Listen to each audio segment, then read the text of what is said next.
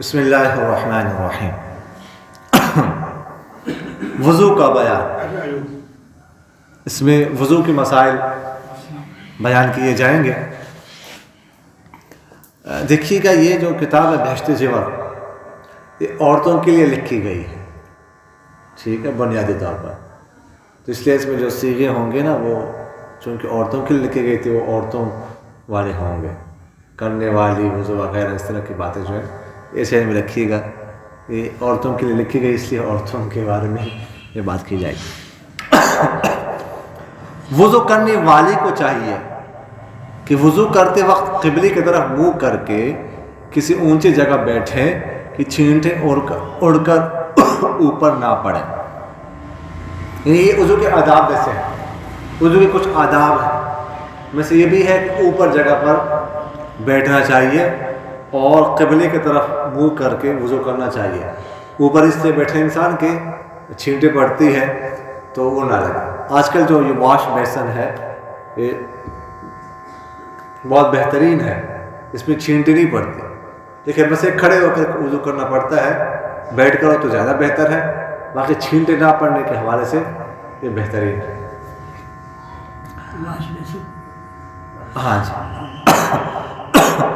اور وضو شروع کرتے وقت بسم اللہ کہیں اور سب سے پہلے 3 دفعہ گھٹنوں تک ہاتھ دھوئیں، ٹھیک ہے، پھر 3 دفعہ کھلی کریں اور مسواک کریں۔ مسواک کرنی چاہیے۔ دیکھیے گا یہ عورتیں یہ سمجھتی ہے کہ مسواک صرف مردوں کا کام ہے، عورتیں، بلکہ بعض عورتیں تو یہ سمجھتی ہے کہ عورتیں کر ہی نہیں سکتی، عورتوں کے لیے نہیں ہے۔ جس طرح مسواک مردوں کے لیے سنت ہے، اس طرح عورتوں کے لیے بھی سنت ہے۔ جس طرح مسواک مردوں کو کرنے چاہیے، اسی طرح عورتوں کو بھی کرنے چاہیے، اور جو ثواب مردوں کو ملتا ہے وہ عورتوں کو بھی ملے گا۔ یعنی حدیث شریف میں آتا ہے کہ جو نماز مسواک کے ساتھ پڑھی جائے وہ نماز 70 درجے افضل ہوتی ہے اس نماز سے جو بغیر مسواک کے پڑھی جائے۔ تو مسواک عام ملتی ہے، خرید لے، گھر میں رکھے، جہاں پر انسان وضو کرتا ہے، گھر میں ایک جگہ بھی تقریباً وہ وضو کرتے ہیں، ادھر رکھی ہوئی جیب میں رکھے بہتر ہے، یا ادھر رکھے۔ عورتوں کے لیے تو کوئی مسئلہ نہیں ہے، عورتیں تو گھر میں ہوتی ہے، اسی جگہ جہاں پہ وضو کرنا ہوتی ہے جگہ مسواک رکھے، بس وضو کرتے وقت 3 دفعہ جو ہے مسواک کر، ثواب ملے گا۔ ثواب ہے، اس کے بعد منہ صاف ہوگا، دانت صاف ہوں گے، مصیبت بھی نہیں آئے گی۔ ہر نماز جب بھی وضو کرے مسواک کرے تو منہ صاف رہے گا، باقی ثواب تو ثواب ہے، ملتا رہے گا۔ اگر مسواک نہ ہو تو کسی موٹے کپڑے یا صرف انگلی سے اپنے دانت صاف کر لے کہ یہ سب میل کچیل جاتا رہے۔ اور اگر روزہ دار نہ ہو تو غرغرہ کر کے اچھی طرح سارے منہ میں پانی پہنچا دے، اور اگر روزہ ہو تو غرغرہ نہ کرے کہ شاید کچھ پانی حلق میں نہ چلا جائے۔ یہ مطلب ہے کہ کلی اچھی طرح کرنی چاہیے، غرغرہ کرنا چاہیے اگر روزہ نہ ہو، ٹھیک ہے۔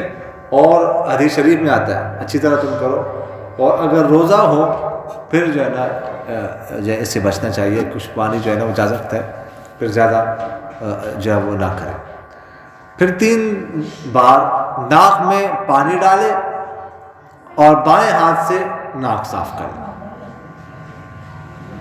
ادھر جو تعظیم کا کام ہے وہ دائیں ہاتھ سے کرنا چاہیے۔ جو ایسا کام جو تعظیم کے لیے نہ ہو، یا جس کو ہم اچھا نہ سمجھتے ہو تو بائیں ہاتھ سے کر لے۔ تو ناک صاف کرنا، چونکہ گندگی صاف کرنے والی بات ہے تو بائیں ہاتھ سے ناک صاف کر۔ لیکن جس کا روزہ ہو تو وہ جتنی دور تک نرم گوشت ہے اس سے اوپر پانی نہ لے جائے، بس یہ نرم گوشت یہاں تک ہے، ٹھیک، تو اس سے زیادہ اوپر روزہ دار کو ایسا نہیں کرنا چاہیے، اس لیے کہ جو ناک ہے نا اس کا ڈائریکٹ رابطہ ہے، منفذ ہے حلق کے ساتھ، ادھر سے راستہ جاتا ہے ڈائریکٹ حلق کو۔ تو اگر پانی ڈال کر زیادہ اوپر چلا جائے تو فوراً حلق میں چلا جائے، اور حلق جو ہے یہ جوف معتبر ہے، ٹھیک ہے نا، جوف معتبر ہے، تو اس میں پانی جانے سے وہ روزہ جو ہے وہ پھنس۔ 3 چیز جوف معتبر ہے نا، حلق، معدہ اور یہ آنتیں، انتڑیاں، تو اگر اس میں پانی چلا جائے تو روزہ ٹوٹ جائے گا، تو اس لیے اس کا جو ہے اس سے بچنا چاہیے۔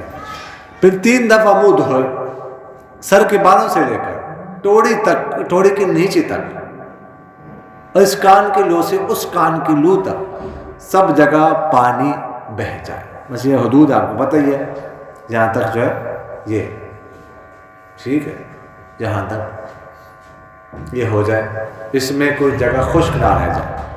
اگر کوئی جگہ خشک رہ گئی تو وضو نہیں ہوگا، اس لیے کہ فرض ہے، اور فرض رہ جائے تو وضو نہیں ہوتا۔ اس کا اہتمام کرنا چاہیے۔ دونوں ابروؤں کے نیچے بھی پانی پہنچ جائے، بالوں کے نیچے، ابروؤں کے نیچے پانی پہنچنا یہ ضروری ہے، کہیں سوکھا نہ رہے۔ پھر 3 بار داہنے ہاتھ سے کوہنی سمیت دھوئے، پھر داہنا ہاتھ کوہنی سمیت دھوئے، پھر بایاں ہاتھ کوہنی سمیت 3 دفعہ دھوئے، اور ایک ہاتھ کی انگلیوں کو دوسری ہاتھ کی انگلیوں میں ڈال کر خلال کرے، ٹھیک ہے، اس طرح۔ اس کو عربی میں تشبیہ کہتے ہیں، ٹھیک، یوں ہو جائے تاکہ اندر انگلیوں کے اندر جگہ خشک نہ رہے۔ اور انگوٹھی، چھلا، چھوڑی، جو کچھ ہاتھ میں پہنے ہو ہلا لے کہ کہیں سوکھا نہ رہ جائے۔ انگوٹھی اگر تو آزاد ہے، زیادہ تنگ نہیں ہے، میں تو اس کو اگر ہلائے تو بہتر، نہ ہلائے تو بھی ٹھیک ہے۔ اور اگر انگوٹھی تنگ ہے پھر اس کو ہلانا ضروری ہوتا ہے، یہ فقہاء نے لکھا ہے، تاکہ اس کے نیچے کہیں جگہ خشک نہ رہ جائے، اس کا جو ہے نا وہ اہتمام کریں۔ اس طرح بعض لوگوں نے گھڑیاں پہنی ہوتی ہے، اگر گھڑی آزاد ہے پھر تو ٹھیک ہے، کوئی مسئلہ نہیں، اور اگر گھڑی تنگ ہے پھر اس کو ہلانا تاکہ نیچے پانی پہنچ جائے ضروری ہوتا ہے۔ بعض گھڑی بہت تنگ ہوتی ہے، بالکل ایسے ہلتے نہیں ہے، تو اس میں پھر اس کو ہلانا، حرکت دینا تاکہ نیچے پانی پہنچے ضروری ہوتا ہے۔ اگر نیچے جگہ خشک رہ گئی تو وضو نہ ہوگا، اس کا خیال رکھیں۔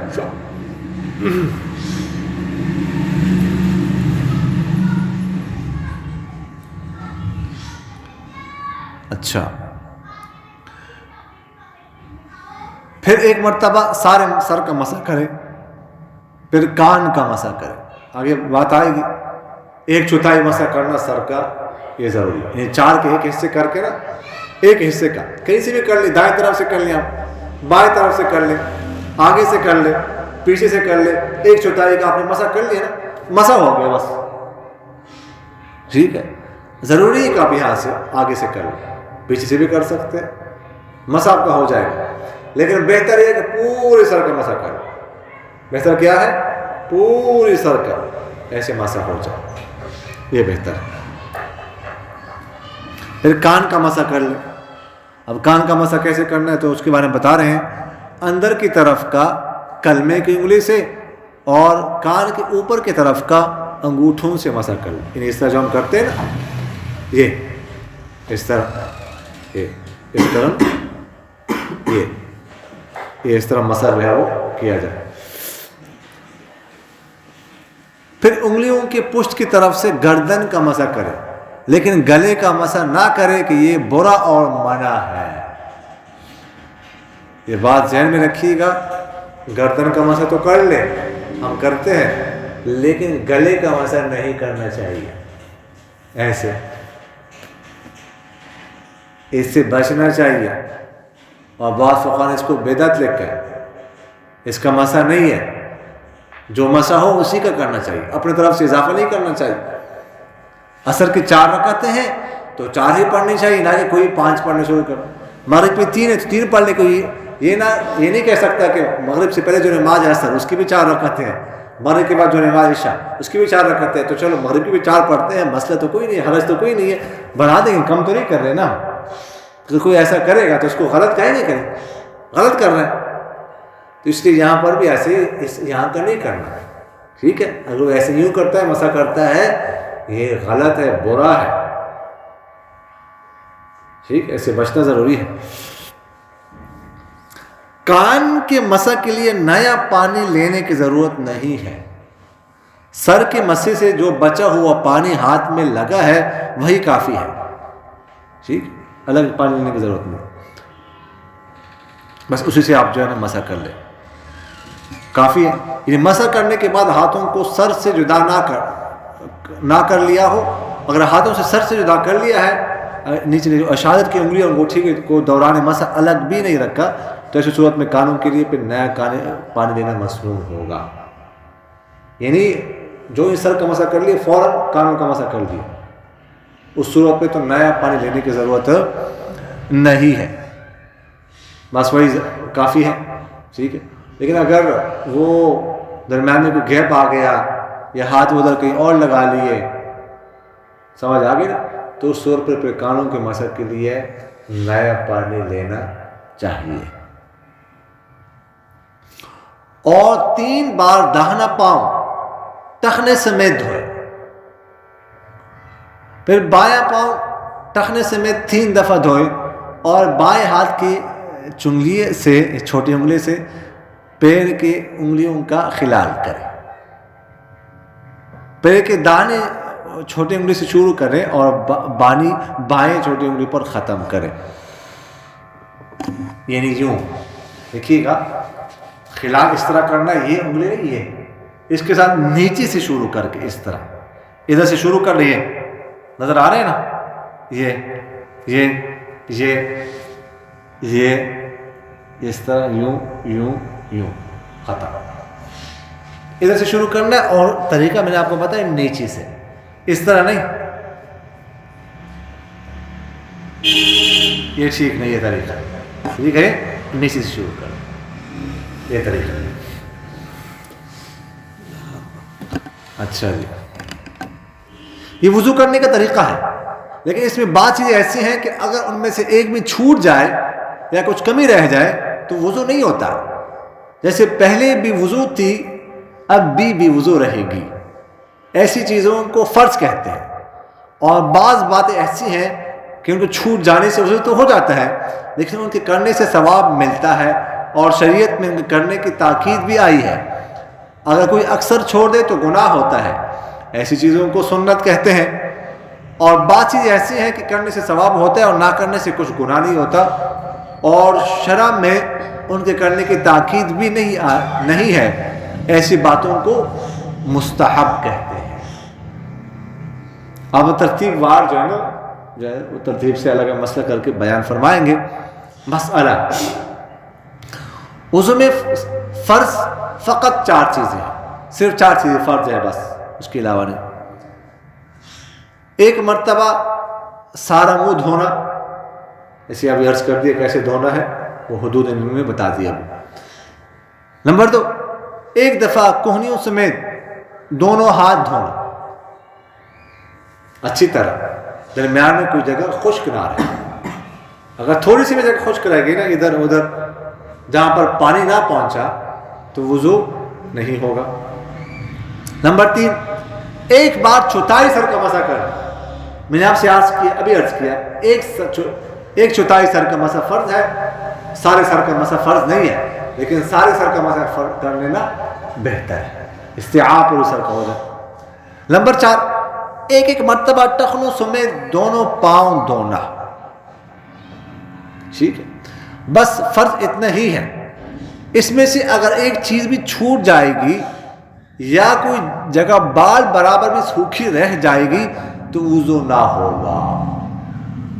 یہ ذہن میں رکھیے گا, یعنی بال برابر بھی تھوڑی سی جگہ بھی اگر خشک رہ گئی تو وضو نہیں ہوگا. اس لیے وضو کے دوران بہت زیادہ اہتمام کرنا چاہیے. بعض اوقات بعض لوگ جو ہے نا ایڑیا دونوں میں غفلت کرتے ہیں, ایڑیا خشک رہ جاتی ہے, پانی نہیں پہنچتا. اس کا اہتمام کرنا چاہیے, وضو نہیں ہوگا. وضو ہوا نہیں. ایک دفعہ صحابہ کرام رضوان اللہ تعالیٰ علیہم اجمعین نے کسی سفر میں تھے, وضو فرمایا, نماز کا ٹائم تھوڑا تھا, جلدی سرکار عالم صلی اللہ علیہ وسلم پہنچے تو ان کی ایڑیاں چمک رہی تھی. یعنی ایڑیاں چمکنے کا مقصد یہ ہے کہ پانی نہیں پہنچ رہا. تو سرکار عالم صلی اللہ علیہ وسلم نے فرمایا ویل للعقاب من النار, کہ ایڑیوں کے لیے ہلاکت ہے جہنم کے آگ کی، یعنی ایڑیا اس کا اہتمام کرو، پابندی سے دھو، نہیں کوئی جگہ خشک نہ رہ جائے، اگر نہ وضو نہیں ہوگا۔ اور بعض لوگ جو ہے نا کوہنیوں سمیت دیکھو، بعض لوگ کوہنیوں کا اہتمام نہیں کرتے، ٹھیک ہے، یہ خشک رہ جاتی ہے، اگر خشک رہ گئی تو وضو نہیں ہوگا، اس کا اہتمام کرنا چاہیے۔ مسئلہ نمبر 16 جی، پہلے گھٹنوں تک دونوں ہاتھ دھونا اور بسم اللہ کہنا اور کلی کرنا اور ناک میں پانی ڈالنا، مسواک کرنا، سارے سر کا مسح کرنا، ہر عضو کو 3 مرتبہ دھونا، کانوں کا مسح کرنا، ہاتھ اور پیروں کی انگلیوں کا خلال کرنا، یہ سب باتیں سنت ہیں، اور اس کے سوا جو اور باتیں ہیں وہ سب مستحب ہیں، یہ باتیں سنت ہیں۔ اور ظاہر ہے کہ جو بھی کام انسان کرنا چاہے تو اسے سنت کے مطابق کرنا چاہیے، سنت کے مطابق کرنے سے ثواب بڑھ جاتا ہے، اور سنت کے مطابق کرنے سے اس کی قبول ہونے کی امید زیادہ ہو جاتی ہے، اس لیے سنت کا اہتمام کرنا چاہیے۔ مسئلہ نمبر 17، جب یہ 4 عضو جن کا دھونا فرض ہے دھل جائیں گے تو وضو ہو جائے گا، چاہے وضو کا قصد ہو یا نہ ہو۔ جیسے کوئی نہاتے وقت سارے بدن پر پانی بہا لے اور وضو نہ کرے، یا حوض میں گر پڑے، یا پانی برستے میں باہر کھڑی ہو جائے اور وضو کے اعضاء دھل جائیں تو وضو ہو جائے گا، لیکن ثواب وضو کا نام ملے گا۔ دیکھیے کہ انہوں نے فرمایا کہ 4 فرض ہیں، 4 فرض کے بارے میں آپ کو بتا دیا، منہ دھونا، ہاتھ دھونا کوہنیوں سمیت، سر کا مسح کرنا، پاؤں دھونا، یہ 4 اعضاء دھل جائیں گے کسی بھی طریقے سے تو انسان کا وضو خود بخود ہو جائے گا۔ انہوں نے بتایا نا، کوئی جا رہا ہے نہر کے کنارے پہ، فوراً پاؤں پھسل گیا، نہر میں گر گیا، وضو نہیں تھا تو یہ سارے اعضاء دھل گئے نا، وضو ہو جائے گا خود بخود۔ غسل جنابت کا حالت میں تھا انسان، گر گیا، غسل ہو جائے گا خود بخود۔ یا جا رہا تھا، اوپر سے بارش برس رہی ہے، بارش شروع ہو گئی، یہ سارے اعضاء گیلے ہو گئے، دھل گئے، تو بھی خود بخود وضو ہو جائے گا۔ وضو تو ہو جائے گا، لیکن اگر وضو کی نیت نہ ہو تو ثواب نہیں ملے گا۔ یعنی وضو تو ہو جائے گا، اس کے بعد نماز پڑھنا چاہے نماز تو پڑھ سکتے ہیں، قرآن پاک کی تلاوت کرنا چاہے قرآن پاک کی تلاوت کر سکتے ہیں، نوافل پڑھ سکتے ہیں، سجدہ کر سکتے ہیں، لیکن وضو ہونا اور بات ہے اور ساتھ وضو کا ثواب ملنا ہی اور بات ہے۔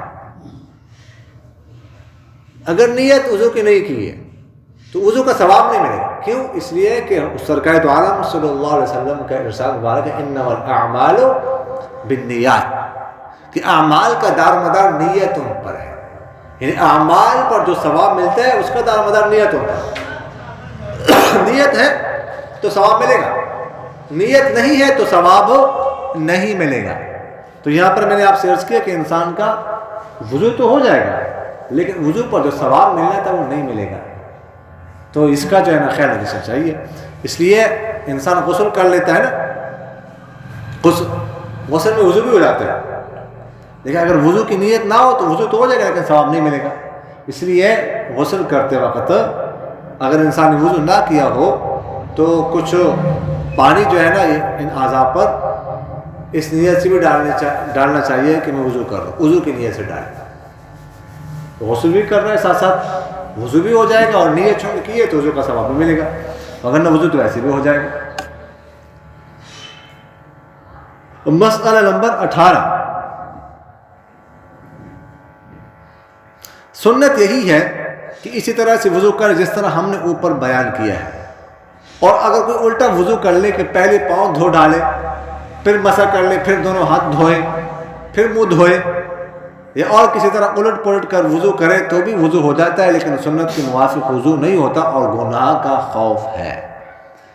یعنی وضو کا طریقہ تو یہی ہے, ترتیب جب سے عرض کی کہ پہلے ہاتھ منہ دھوئے پھر ہاتھ کہنی سمیت پھر سر کا مسح وغیرہ ذالک کا, یہ پھر آخر میں پاؤں دھوئے, اس طرح کر. لیکن اگر کوئی الٹا شروع کرتے وضو بجائے کہ پہلے پاؤں دھوئے پاؤں دھونا شروع کر دیتا ہے, اس طرح کرتا ہے. اہل تشیع اس طرح ہی کرتے ہیں. نہیں اس طرح تو نہیں کرتے ہیں. پہلے پاؤں تو شروع کرتے ہیں, پاؤں سے شروع کرتے ہیں. نہیں پاؤں تو دھوتے نہیں نا, پاؤں تو مسح کرتے ہیں وہ نہیں, لیکن وہ پاؤں پہ تو مسح کرتے ہیں. مسح کرتے ہیں. اہل تشیع کی بات کر رہا ہوں, پاؤں پہ مسح کرتے ہیں. اہل حدیث حضرات تو اسے جرابوں پر کرتے ہیں نا, جرابوں پر کرتے ہیں. اگر جراب نہ ہو پھر تو پاؤں دھونا ضروری ہے ان کے یہاں بھی نا. اہل تشیع پاؤں کا مسح کرتے ہیں چاہے جراب نہ ہو. ہاں کرتے ہیں. ٹھیک ہے, یہ تو بڑا اختلاف ہے. یہ تو قرآن پاک کی آیت سے وہ ہے کہ جہاں سے استدلال کرتے ہیں تو پاؤں پہ مسح کرتے ہیں اس لیے. لیکن یہ مجھے نہیں پتا کہ پاؤں سے شروع کرتے ہیں, یہ نہیں پتا.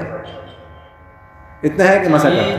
وہ بھی اپنی یہ ساری چیزیں قرآن و حدیث سے ثابت کرتے ہیں. خیر وہ الگ بات ہے, وہ پھر یہ تو فی الحال مسائل بیان کر رہے ہیں.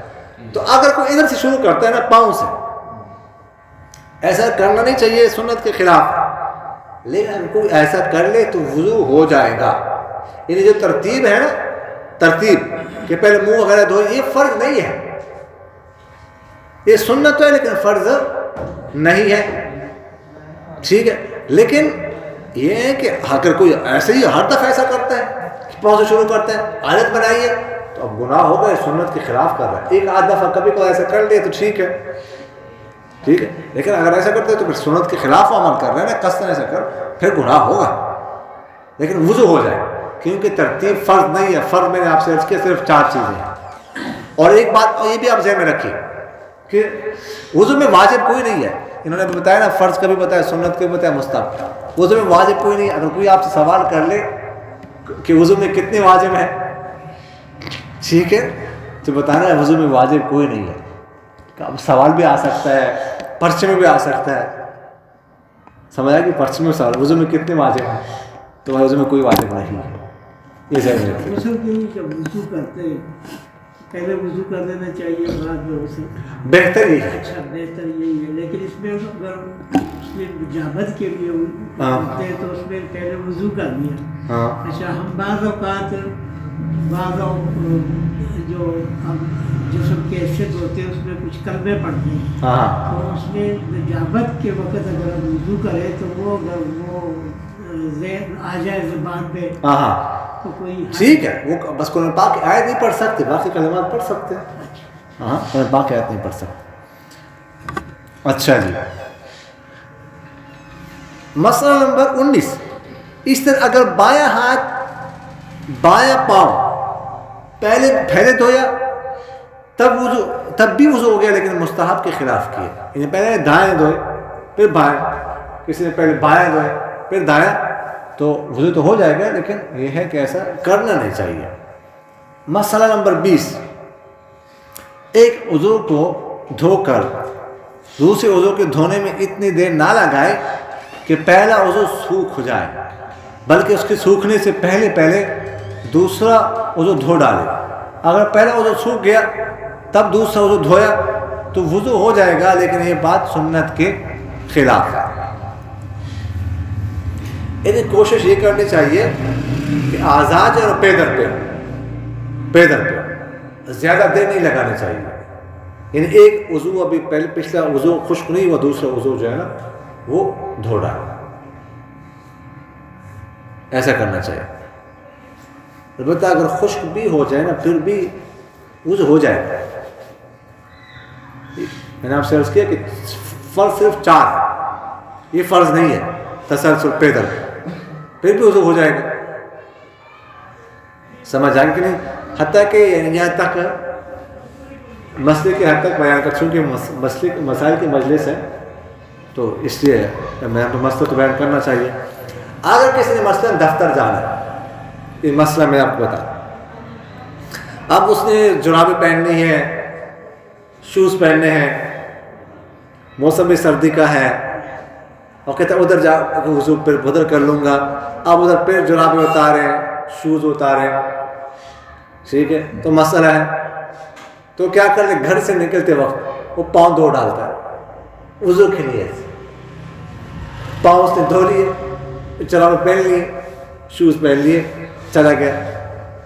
ادھر جب گیا نماز کا ٹائم آ گیا وضو کا، تو باقی اعضاء بھی اس نے وضو کی نیت سے دھو لیے تو وضو ہو گیا. پاؤں نہیں دھوئے تو بھی پہلے نیت کی نا. اس نے جب پاؤں دھوئے نا، جب پاؤں دھو رہا تھا اس وقت نیت یہ تھی کہ میں وضو کی نیت سے دھو رہا ہوں، ٹھیک ہے نا. وہ تو دھو لیے اس نے پاؤں، ادھر جا کے باقی اعضاء دھو لے، بس وضو ہو گیا. جیسے میں نے آپ سے عرض کیا ہے کہ یعنی یہ تو ضروری نہیں ہے کہ ایک وضو جو ہے نا وہ خشک ہونے سے پہلے دوسرا وضو دھوئے. بہتر تو ہے لیکن ضروری نہیں ہے. جی جی فرمائیں. ایک ایسے جیسے آپ ضائع سے ہو گیا، اگر اسے نماز سے پہلے اسے استنجے کی حاجت ہو گئی، ہاں یہ اچھا سوال کیا، یہ سوال اچھا کیا کہ اگر کسی نے ایسا کر لیا، پاؤں دھو لیے لیکن باقی جا کے پھر استنجا کر لیا، پیشاب کر لیے واضح الفاظ میں، تو اب وہ جو دھوئے تھے نا وہ ختم ہو گئے. ہاں پھر دھونے پڑیں گے کیونکہ پھر نئے سرے سے وضو، وہ تو نئے سرے سے. یہ جو پاؤں اس نے دھوئے تھے نا یہ کل آدم ہو، اب ان کا دھونا معتبر نہیں، پھر سے دھونے پڑے.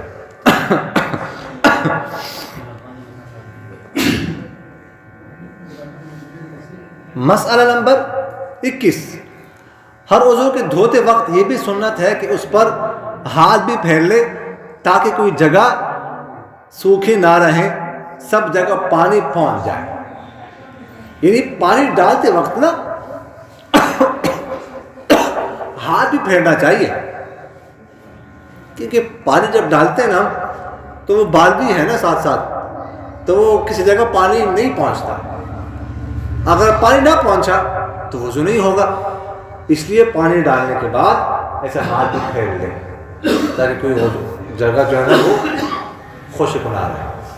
سمجھ آ گئی نا؟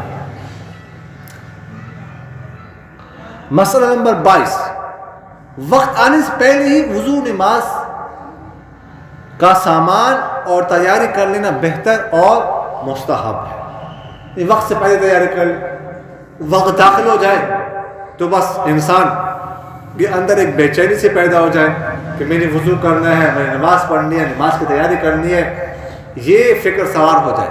مومن کی کیفیت تو یہ ہونی چاہیے نا کہ وقت داخل ہو گیا بس بے چینی پیدا ہو گئی کہ جب تک نماز نہ پڑھوں تو چین نہ. تو یہ مومن کی علامت ہونی چاہیے. مسئلہ نمبر 23، جب تک کوئی مجبوری نہ ہو خود اپنے ہاتھ سے وضو کرے، کسی اور سے پانی نہ ڈلوائے، اور وضو کرنے میں دنیا کی کوئی بات چیت نہ کرے، بلکہ ہر عضو کے دھوتے وقت بسم اللہ اور کلمہ پڑھا کرے، اور پانی کتنا ہی فراغت کا کیوں نہ ہو، چاہے دریا کے کنارے پر ہو، لیکن تب بھی پانی ضرورت سے زائد خرچ نہ کرے، اور پانی میں بہت کمی اور نہ پانی میں بہت کمی کرے کہ اچھی طرح دھونے میں دقت ہو. اچھا جی، وضو جو ہے نا وضو خود کرنا چاہیے، بلا ضرورت کسی اور سے وضو کروانا مکروہ ہے. ٹھیک ہے نا، کوئی اور پانی ڈال رہا ہو، کوئی ہاتھ پھیر رہا ہو، اور یہ ایسا نہیں کرنا چاہیے، یہ مکروہ ہے. اگر کسی نے کرنے تو وضو ہو جائے گا لیکن مکروہ ہے. البتہ بعض مرتبہ کوئی شیخ ہوتا ہے، کوئی استاد ہوتا ہے، تو طلباء ادب کے خاطر اس طرح کرتے ہیں، تو اگر وہ کر لے خود اصرار کر تو ٹھیک ہے، لیکن خود ایسا نہیں کرنا چاہیے. البتہ کوئی بیمار ہے، کوئی معذور ہے، کوئی مفلوج ہے، ٹھیک ہے، تو اس کو وضو کروانے میں کوئی حرج نہیں، وضو کروا سکتے ہیں. اور دنیاوی باتیں نہیں کرنی چاہیے. آمنے سامنے بیٹھ کر وضو بھی کر رہے ہیں، خاص کر مسجد میں دنیاوی گپ شپ بھی شروع کر دی. وہ گاڑی کتنے کی بیچی، وہ دیہات میں وہ بھینس کی حال ہے، آج کتنا دودھ اس نے دیا ہے، یہ کیا وہ کہ اس طرح کی باتیں نہ ہو، یہ مکروہ ہے. بلکہ کلمہ بسم اللہ پڑھیں. اور ایک دو دعائیں تو حدیث میں اللہم اغفر لی ذنبی ووسع لی فی داری وبارک لی فی رزقی، یہ حدیث شریف میں ہے، یہ پڑھتے رہے ہر عضو کے وقت. اور کچھ کلمات، کچھ دعائیں فقہا نے اپنے کتابوں میں لکھی ہوئی ہیں. ہر عضو کو دھوتے وقت کچھ دعائیں ہیں، وہ حدیث میں تو نہیں ہے لیکن فقہا نے لکھی ہے. تو بہتر، سب سے بہتر یہ ہے جو میں نے آپ سے دعا آج کی نا، یہ پڑھا مطلب اغفر لی ذنبی ووسع لی فی داری وبارک لی فی رزقی، حدیث شریف میں. یہ حدیث شریف میں دعائیں آئی، ہر عضو دھوتے وقت جو ہے نا وہ یہ دعا پڑھتے رہے. اور پانی بہت زیادہ استعمال نہیں کرنا چاہیے، اس کا بہت زیادہ خیال کرنا چاہیے. بہت زیادہ اسراف ہو رہا ہے، بہت زیادہ. یہ جو مسجدوں میں ہم ان نلکے کے نیچے وضو کرتے ہیں نا، ٹوٹیوں کے نیچے، ایک محتاط اندازے کے مطابق فی وضو پر، یعنی فی بندے کے وضو پر 8 لیٹر پانی خرچ ہوتا ہے. 8 لیٹر، آدھے لیٹر میں 1 لیٹر میں وضو ہو جاتا ہے. کتنا زیادہ پانی خرچ ہو رہا ہے. ہم کتنی سپیڈ سے نلکا کھولتے ہیں. گھر میں بھی ایسا ہو رہا ہے، بہت زیادہ اسراف ہے، بہت بڑا گناہ ہے. اس سے بچاؤ اپنے آپ کو. پانی کم کھولنا چاہیے اور دونوں ہاتھ استعمال کرنا چاہیے. ایک طرف آپ نے پانی کھولا دھو رہے، دوسری طرف پانی کم کر دو، نلکا بند کر دو. پانی کی کتنی قلت ہے، اور یہ ہم پانی کی ناقدری کر رہے ہیں، ناشکری ہے. ایسا نہیں کرنا چاہیے. اس کی قدر کرو، پانی کم استعمال کرو، بہت کم. پانی اگر اللہ تعالیٰ نے مفت میں دیا ہوا ہے نا تو اس کی قدر کرو. اس کی قدر آپ کراچی والوں سے پوچھو نا، جہاں پہ پانی نہیں ہے، کہ جہاں تھوڑا سا ایک جگہ سے تھوڑا سا پانی نکلتا ہے، اس کے لیے ارد گرد ایک لمبا جو ہے نا وہ خواتین کا حلقہ بیٹھا ہوتا ہے، انتظار میں لوگ بیٹھے ہوتے ہیں. تھوڑا سا پانی نکل رہا ہوتا ہے، 1-2 گھنٹے وہاں انتظار کرتے ہیں. 1-2 گھنٹے بعد باری آتی ہے، 1-2 برتن بھر کر چلے جاتے ہیں. تو ان سے اس کی قدر پوچھنی چاہیے. تو اس کا ایسا نہ کرو، اور نہ ہی بہت کم استعمال کرو، بس درمیانہ سے پانی. نہ کسی عضو کو 3 مرتبہ سے زیادہ دھوئیں، اور نہ دھوتے وقت پانی کا چھینٹا زور سے منہ پر نہ مارے، یعنی نہ کرے ایسا. نہ پھنکار مار کر چھینٹے اڑائے، اور اپنے منہ اور آنکھوں کو بہت زور سے بند نہ کرے کہ یہ سب باتیں مکروہ اور منع ہے. اگر آنکھ یا منہ زور سے بند کیا اور پلک یا ہونٹ پر اس کو سوکھا رہ گیا، یا آنکھ کی کنویں میں پانی نہیں پہنچا، تو وضو نہیں ہوا. 3 مرتبہ سے زیادہ نہ دھوئے. مطلب یہ اگر وہ ہو گیا، جگہ گیلی ہو گئی، سب جگہ پانی پہنچ گیا، تو اب 3 مرتبہ سے زیادہ نہیں دھونا چاہیے. البتہ اگر 3 مرتبہ دھویا لیکن ابھی تک وہ ہر تمام جگہ پانی نہیں پہنچا، تو پھر 3 مرتبہ سے زیادہ بھی دھو سکتے ہیں. لیکن اگر احتیاط سے دھویا جائے نا تو 3 مرتبہ دھونا کافی ہے. اس کے بعد کوئی جگہ جو ہے نا وہ خشک رہتے نہیں ہے، پانی ہر جگہ پہنچ جاتا ہے. اور اس طرح پانی مارنا زور سے، یہ بھی مکروہ ہے، ایسا بھی نہیں کرنا چاہیے. اس طرح آنکھوں کو بہت سخت بند کر دیں، منہ بالکل بند کریں،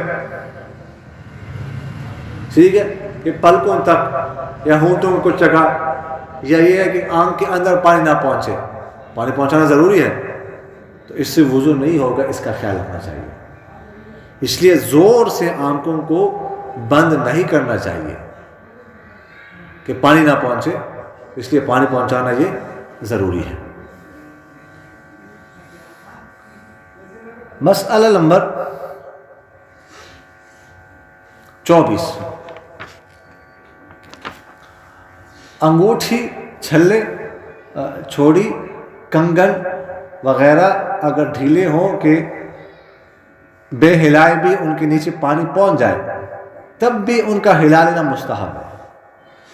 اور اگر ایسے تنگ ہوں کہ بغیر ہلائے پانی نہ پہنچنے کا گمان ہو تو ان کو ہلا کر اچھی طرح پانی پہنچا دینا ضروری اور واجب ہے. نتھ کا بھی یہی حکم ہے، اگر سوراخ ڈھیلا ہو اس وقت تو ہلانا مستحب ہے. اور جب تنگ ہو کہ بھی پھیلائے اور ہلائے پانی نہ پہنچے گا تو منہ دھوتے وقت گھما کر اور ہلا کر پانی اندر پہنچانا واجب ہے. یہ بات ابھی ہو چکی ہے. انگوٹھی کسی نے پہنی ہوئی ہے یا اس طرح خواتین چوڑیاں پہنتی ہیں، کنگن، یا اس طرح میں نے آپ سے عرض کیا گھڑی کسی نے پہنی ہوئی ہے. اگر تو یہ تنگ نہیں ہے، آزاد ہے، پھر تو بندہ پھر بھی ہلائے بہتر ہے، لیکن ہلانا ضروری نہیں ہے. اور اگر یہ چیزیں تنگ ہو تو اس صورت میں پھر جو ہے نا ان کو ہلانا ضروری ہوتا ہے. اگر نہیں ہلائیں گے، اندر کوئی جگہ نیچے جگہ خشک رہ گئی، پانی نہ پہنچا تو وضو نہیں ہوا، دوبارہ وضو کرنا پڑے گا، اس جگہ کو دھونا پڑے گا. یہ ذہن میں رکھیے. اس طرح یہاں پہ جو ڈالتے ہیں خواتین کیا کہتے ہیں اس کو؟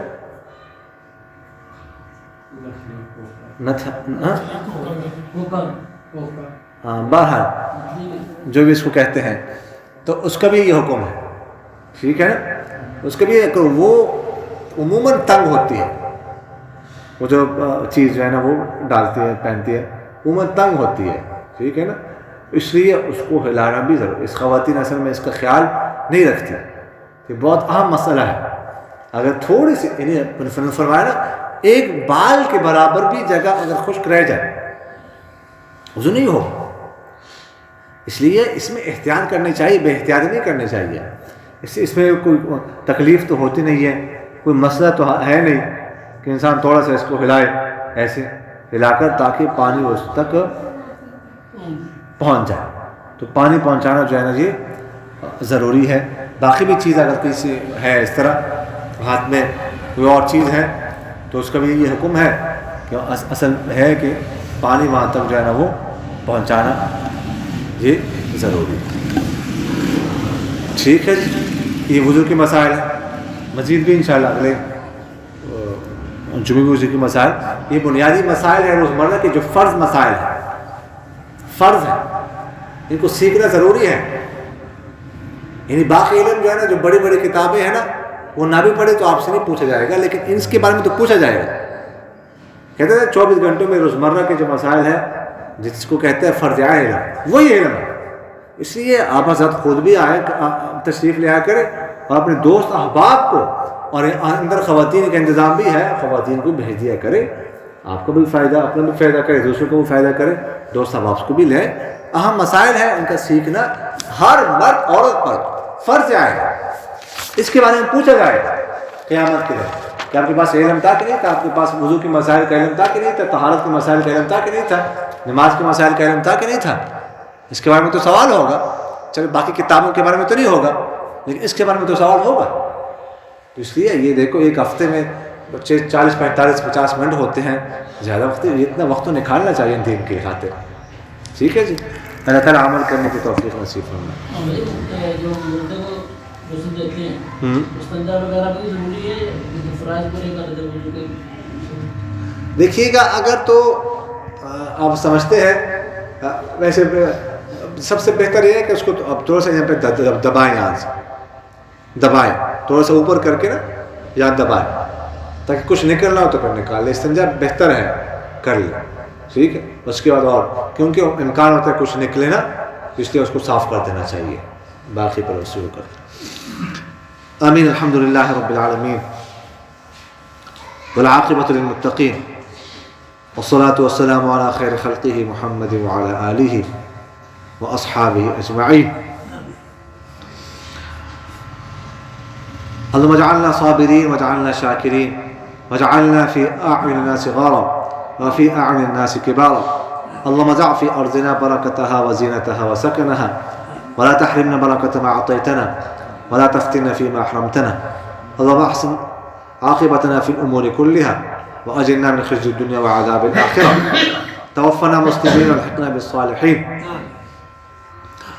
یا اللہ ذل جلال والاکرام ہمارے تمام صغیرہ کبیرہ گناہوں کو معاف فرما. یا اللہ ذل جلال والاکرام ہماری تمام لغزشوں سے، تمام کمیوں سے، تمام کوتاہیوں سے، تمام غفلتوں سے درگزر فرما. یا اللہ ذل جلال والاکرام ہمارے گھروں میں، ہمارے کاروبار میں، ہماری عمروں میں، ہماری اولاد میں برکت نصیب فرما. یا اللہ ذل جلال والاکرام ہمیں دین کی فہم سمجھ نصیب فرما، دین پر عمل کرنے کی توفیق نصیب فرما. یا اللہ ذل جلال والاکرام ہم سب کا خاتمہ ایمان پر نصیب فرما، ہمارا خاتمہ بالخیر نصیب فرما. یا اللہ ذل جلال والاکرام ہمیں ہر قسم کے گناہوں سے محفوظ فرما.